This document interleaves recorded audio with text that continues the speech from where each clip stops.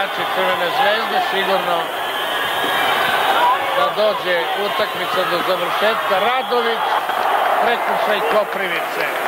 Još 5 sekundi. Sada je velika odgovornost na Zoranu Radoviću.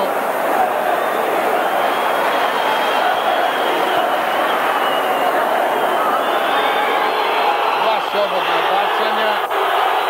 Velika odgovornost na Zoranu Radoviću. 89-88. Treba ovde imati nerve kao klonovce. Još jedno slobodno bacanje.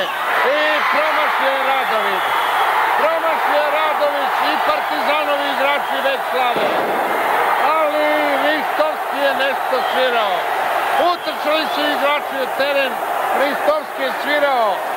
Da vidimo šta će sada biti. Ristovski je prišao zapisničkom stolu. Da li je utakmica već završena? Meni nije jasno. Da li je Ristovski svirao pre završetka ili je susret završen.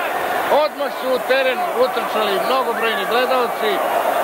U zagrlje su poleteli igračima Partizana. 89-88 za Partizan. Na semaforu piše da je vreme isteklo.